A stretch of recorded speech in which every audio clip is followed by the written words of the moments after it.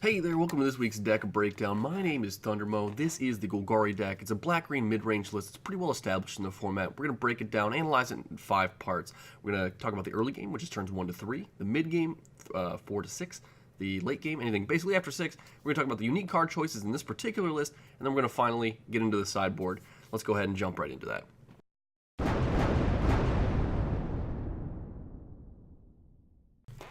So the Golgari early game is really where you start to piece together what this deck is trying to accomplish. You'll note that it's got some cards in it like Llanowar Elf, which sort of accelerated into the mid-game a little bit faster than an opponent can. It's got the Explore package, it's Seeker Squire, Merfolk Branchwalker, and Jadelight Ranger. The Explore mechanic, if you're unfamiliar with it, is reveal the top card of your library, put that card into your hand if it's a land.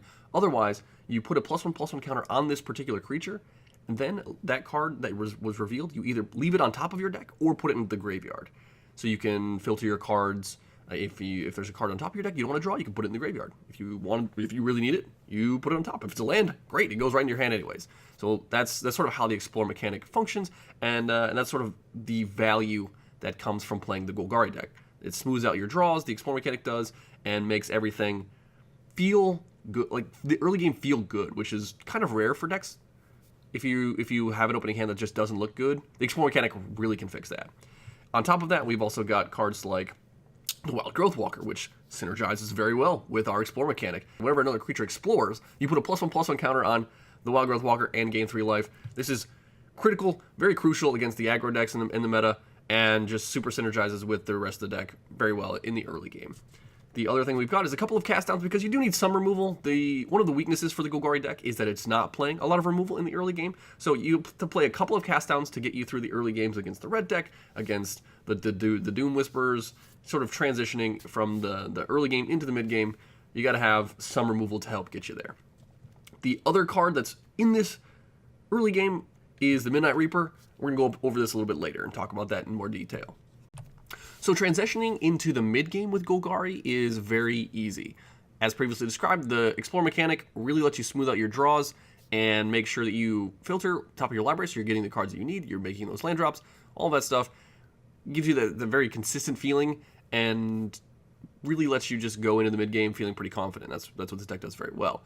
When we get to turn 4, and we have 4 mana available to us, we get a plethora of options opened up. So we've got Ravenous Chupacabra. It's a 4 mana 2/2.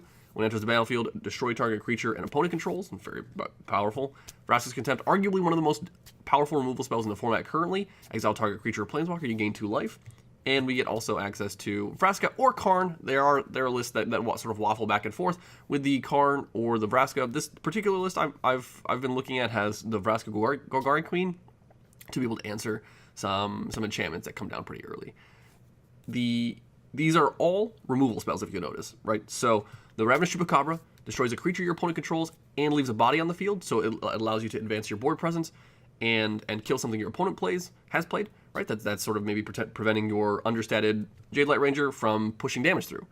As previously mentioned, like some of these explore creatures aren't very good. If they draw you lands, they're 2/1s, they're 1/2s, they're 2/1s, like 2/1, 2/1, 1/2. Yeah, they're not very good if you're drawing these lands, and like I said, can have some hard times pushing through damage or even trading with creatures your opponent might play on curve. Ravenous Chupacabra sort of helps you push through that by just cleanly removing anything in your way, and while advancing your board presence. Again, it's a little understated for a 4 mana creature, but it being able to kill something makes up for it. Vraska's Contempt also is helping you remove a troublesome permanent that is, in your way and helps you push through damage. Vraska is not usually drawing you cards early in the game. You're not usually using the +2. If you are very far ahead and not actually sacrificing the permanent to draw the card and gain the life. But Vraska also has the -3 ability to destroy target non-land permanent with converted mana cost 3 or less. This lets you kill a creature in the way that your opponent has played. Assuming you're on the play, they have access to 3 mana. Will have played something that costs 3. Or it blows up a History of Benalia, it blows up an Azcanta your opponent might be playing, a treasure map, some sort of important card that your opponent's trying to establish their engine with, and Vraska really disrupts that. That's why I like Vraska. Karn was the other option you would be able to play here, and that is a card advantage engine for the Golgari player. You uptick your Karn, you reveal 2 cards, your opponent puts one into your hand. Karn, we call him the landlord, he usually ends up handing you a land, and you have to -1 him to get the other card back out of the exile. That has the silver token on it. But either way, whether you choose to play Karn or Vraska, these are both very powerful, and adding these to your board really puts pressure on your opponent, because either you're going to be removing some of their permanents that are maybe in the way, or drawing cards with Karn. And then late game, Vraska can help you draw cards if she hangs out, and eventually her emblem just closes out the game if you make it to that point. So the mid game is the early mid game. Turn 4 is you sort of establishing that you're going to be removing your opponent's creatures and putting pressure on them with the earlier creatures that have been played on turns 2 and 3, maybe turn 4. Once we get to turn 5 for Golgari, that's when the closing power really starts to show up for the Golgari deck. Turn 5 is still part of the mid game, and really where the mid-range decks sort of lock the game out, can lock your opponent out of the game or secure their win. We've got cards like Doom Whisperer, which is a 5-mana 6/6 flying trample. Just a big boy, right? It's got an ability that allows you to pay 2 life and surveil 2. Surveil, if you don't know, says that you can look at the top 2 cards of your library, put any number of them into your graveyard, and the rest back on top in any order, right? So you look at the top of your library, pay 2 life, look at the top 2 cards of your library, don't need them, put them in the graveyard, pay 2 more life, look at the cards, oh, found my Vivian, I know exactly what I'm doing next turn, leave it on top, bin the land or whatever. It's such a good mechanic to have stapled to a creature that has flying and trample. This is closing power right here. 6 power on a single creature that's a really scary clock coming from a 5-drop. So when we make it to turn 5, like I said, in the mid game, as you can see, like we're removing creatures with the Ravenous Chupacabra, we're killing things with our Contempts, we're pressuring our opponent's early game with our Vraska, and then if they don't answer anything that we're doing, even if they do answer anything that we're doing, we have Doom Whisperer, and Vivian is the other 5-drop. Vivian, just an extremely powerful planeswalker in the current format. Being able to plus and look at the top 4 cards and either find you a land or one of your powerful creatures. You're really looking for your late game. We'll get there in a minute. You're really looking for your late game card, Carnage Tyrant, and one of the other sort of unique or important linchpin cards for this deck, the Midnight Reaper.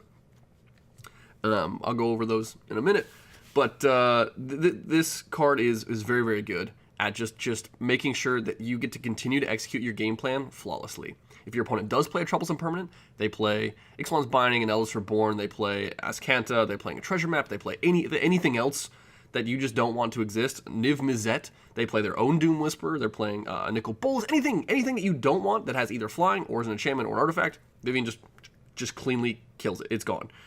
She does not mess around with any of those weird permanent types for your opponent. She does not want them existing, and she's going to do her best to get them removed. And the emblem, again, like the emblems in these planeswalkers, they just close out the game. Having all of your creatures be indestructible, give them +2/+2 vigilance and trample. Lights out. So the Golgari mid game here is very, very good. And again, it's establishing that consistency. Doom Whisperer smooths out your draws just for the cost of some life if you're ahead, or if you've got your Wild Growth Walker down, gaining you a little bit of life along the way. You shouldn't really need to worry about your life total. Just paying 2 life to find whatever you need on top of your library is extremely powerful. And Vivian, again, drawing you cards, looking for those creatures, those lands that you need to continue to go into the late game. Insane. This is really where the Golgari deck starts to take over and shine very well. When we get to the late game, after we've resolved our Vivian, after we've made our Doom Whisperer stick on the board and sort of been filtering our deck a bit more, we move into the late game. When we get to the late game, there's really only one card that is the true late game for the Golgari deck, and that's Carnage Tyrant, aka Cuddle Tank.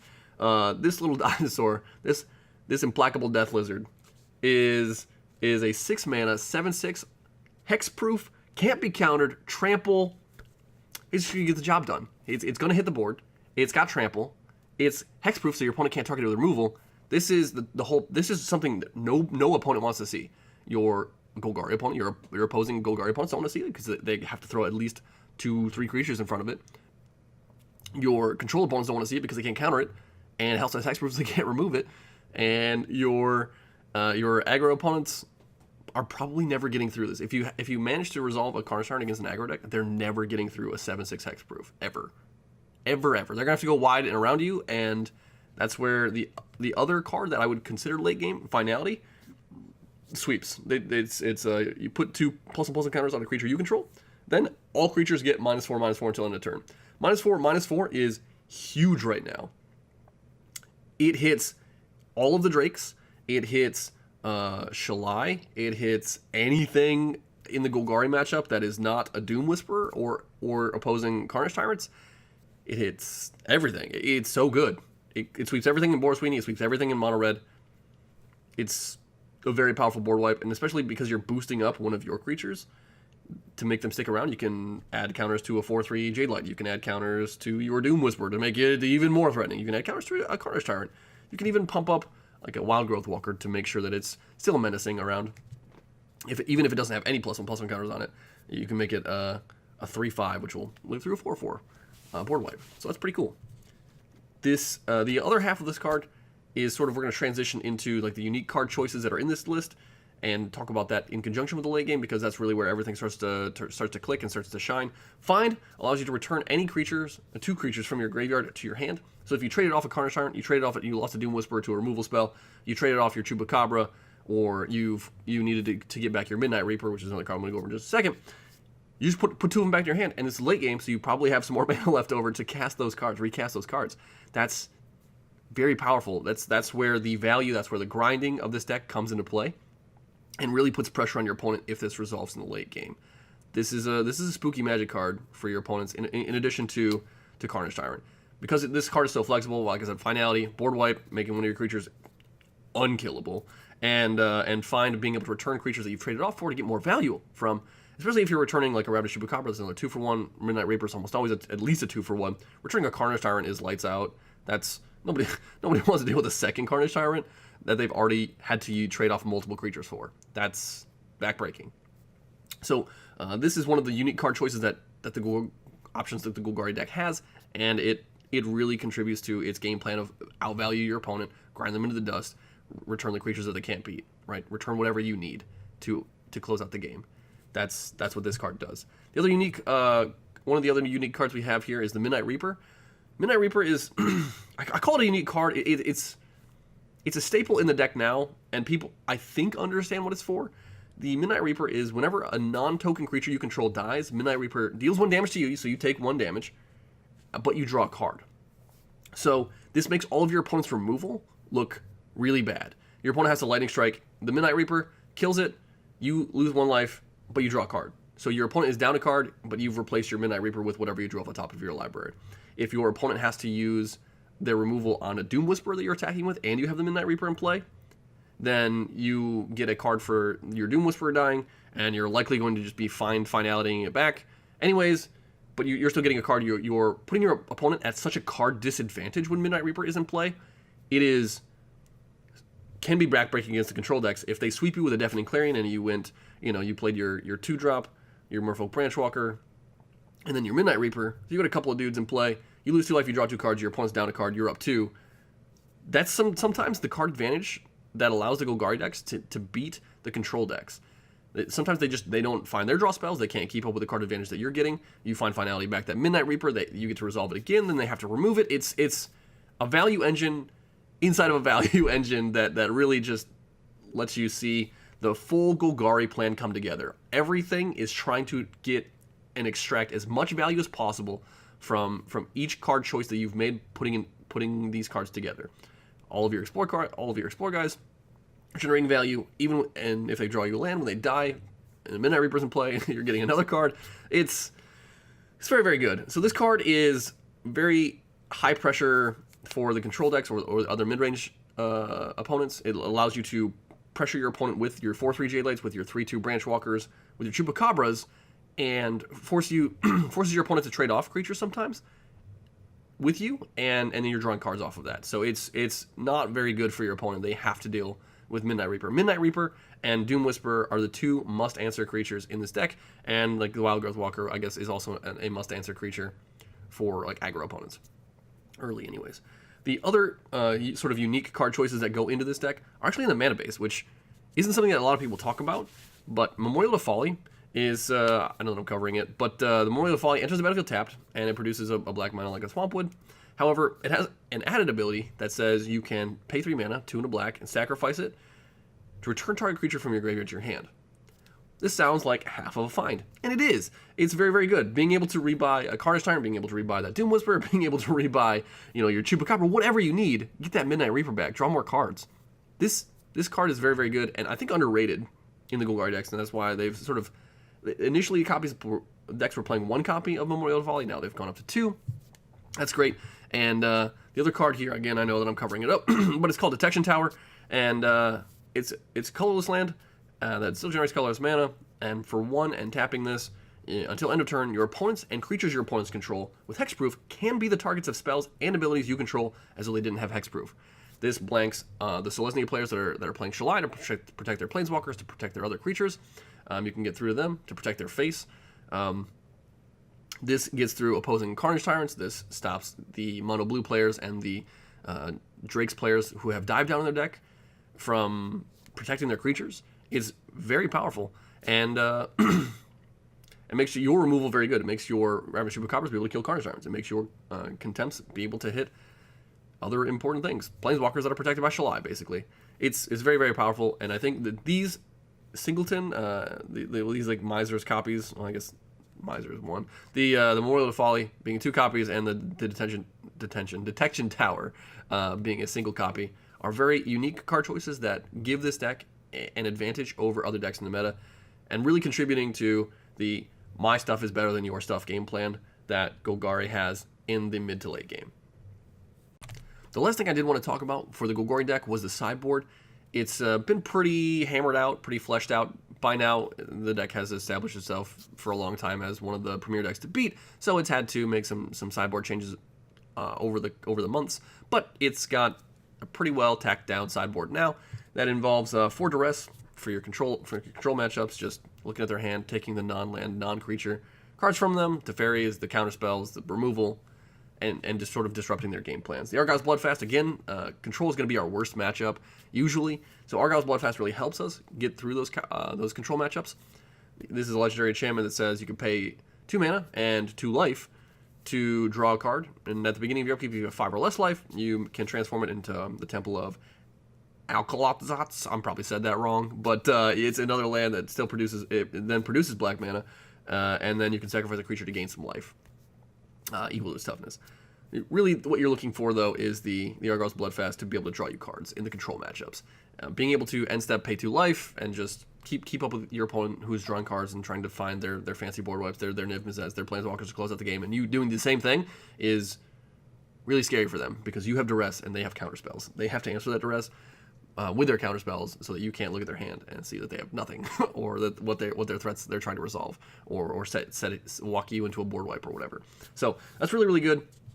Assassin's Trophy is a catch-all removal. Playing against a deck that's playing 19 Planeswalkers, cool. Assassin's Trophy hits any permanent. Destroy target permanent and an opponent controls. Its controller may search their library for a basic land and put that card on the battlefield and shuffle. So the trade-off of giving your opponent a land for a permanent you can't deal with is one that I'm almost always willing to make.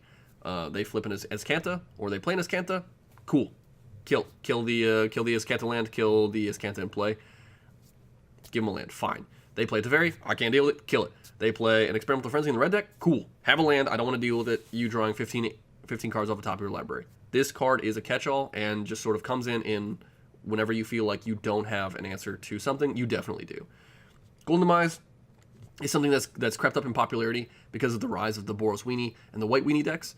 The Indanto Vanguard really puts a lot of pressure on these sort of decks, and Indanto Vanguard, as well as Dauntless Bodyguard, I should mention, giving creatures indestructible, preventing them from dying to damage. The -2/-2 clause effect gets around indestructible. It doesn't actually deal damage to the creature, instead it reduces their toughness.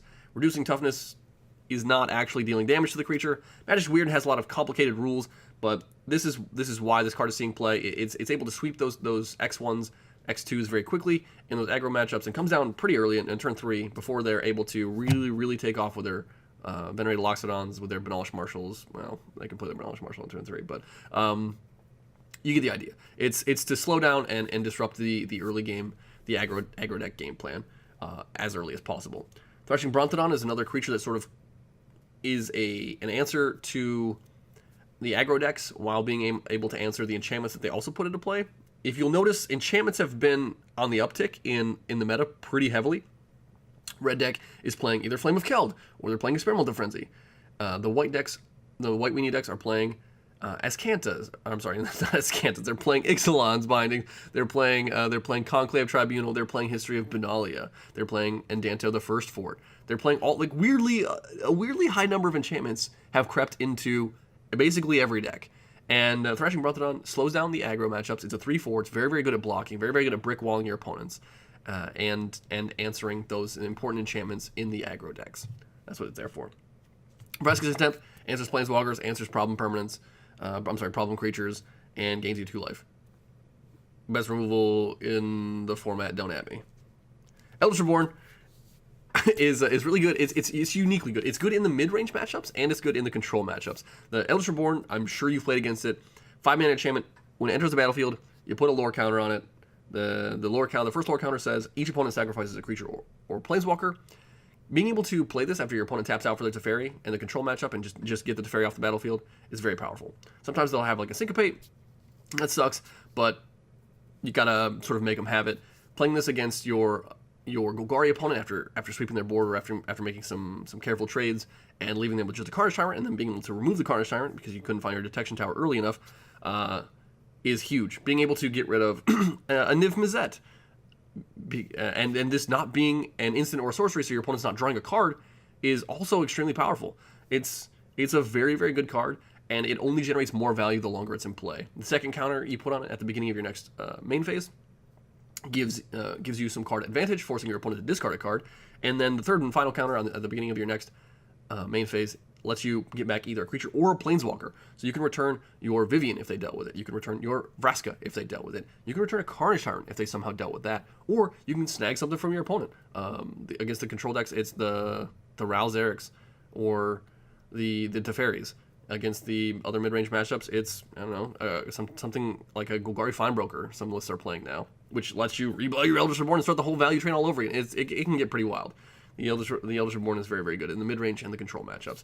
And then Carnage Tyrant, again, as I mentioned previously, control is going to be our worst matchup, specifically probably the Jeskai version. That's got Settle the Wreckage and Cleansing Nova and Deafening Clarion, killing all of our stuff, and a bunch of counter spells. Carnage Tyrant sort of is just another threat that we can get in there, get on board, and increase the amount of our threat density that is guaranteed to resolve. 3 Carnage Tyrants is great.